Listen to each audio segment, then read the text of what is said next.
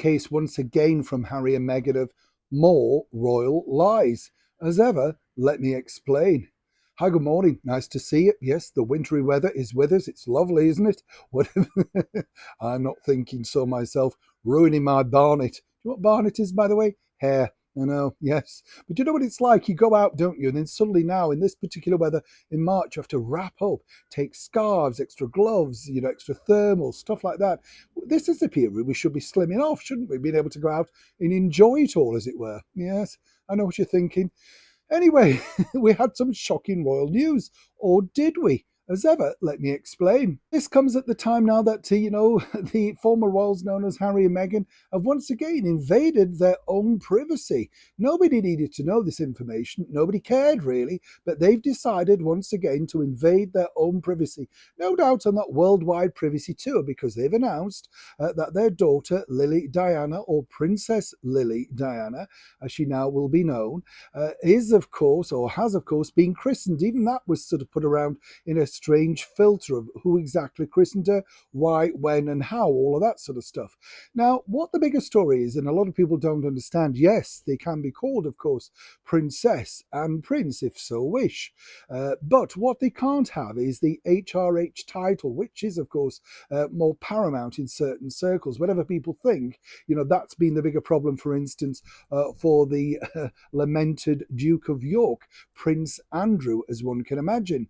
But what's interesting here is that, of course, a lot of people are saying, will they now be monetizing them, as they claim they did, allegedly, with the drafts for, if you like, making sure they had those domain names down.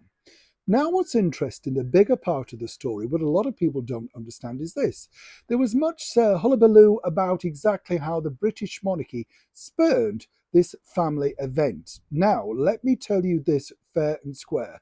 The British monarchy, their diaries are put together 6 months in advance. 6 months in advance. So there is no way at the whim of when this was put together, and let me tell you, this was put together in the latter part of January, that absolutely no one could have got out of certain individual commitments, not on this coronation year. Now, some people might say, the cynics, well, this was very clever by Harry and Meghan. It means once again they can play the sympathy vote, No one wanted to attend the christening of our daughter, and no doubt that will be brought up. But there was a bigger picture, and as ever, we can tell you this first and exclusive. Quite simply, no one in the senior member of the British monarchy trusts Harry and Meghan. They said it was going to be a private affair. It's all but nothing a private affair, is it? Because consequently, pictures will emerge at some point and announcements being made. And so how is this simply a private affair? A private affair is one where there are no pictures, no press release. There was no need to do it, in fact. Who knew that she hadn't been christened? We knew a little bit of the story because of what they'd released through monetization and their Netflix documentary.